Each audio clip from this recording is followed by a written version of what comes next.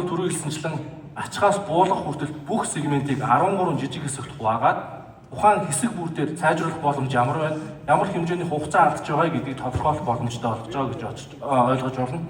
Бид нар хэвчлэн хоосон явж гин үү, ачаатай явж гин үү гэх мэтчлэнгээр анзаардаг бол энэ дээр хэдүүлээ 13 жижиг хэсэг болгон дээр хаана алдаад байгаа тодорхойлох боломж олж байгаа. Ингэснээр илүү их ажиллахгүйгээр илүү их машин худалдаж авах шаардлагагүй. Зөвхөн хаана ямар бүтээл алдаад байгаа тодорхойлсноор ажлын бүтээмжээ нэмэгдүүлэх ашиг олох боломж олгож байгаа гэж хэлж байна. Минутаа бол медиан хугацаа 155 минут байна. Та бүхэн би медиан болон дундаж утганы ялгааг тайлбарлаад өгье гэж бодож байна. Мэдээж харуул мэдээж ойлгомжтой дунджаар нийт хүлээсэн хугацааг нийт хийсэн рест хувааснаар дундаж хугацаа гаргаж байгаа бол бидний медиан хугацаа болоод хэдийгээр хамгийн голын цэг ч гэсэн бидний кейсийн хувьд хамгийн олон давтагдсан хугацаа болчиход байгаа. Тэгэхээр минут 10, минут 20 байна. Мэдээж 4-5 минут хүлээсэн тохиолдол байна. Гэхдээ медиан буюу бидний хамгийн олон давтагдсан буюу хамгийн боломжит хугацаа маань 155 минут байгаа даа гэсэн.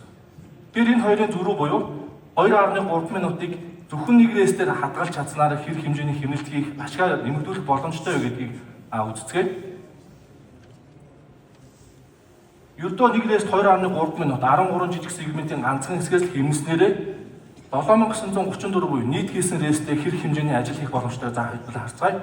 Үржүүлээд үзэх юм бол 18248 минут буюу 304 цаг 25 ээлж shift 12.7 өдрийг тухайн судалгааны хугацаанд илүү ажиллах боломжтой байсан гэж харагдаж байна. Тэгэхээр миний хэлсэнчлэн ердөө 13 сегментийн ганцыг сайжруулснаар энэ хэмжээний бүтээлийг нэмэгдүүлэх, ашгаа илүүгээр олох боломж үүсэж байна гэж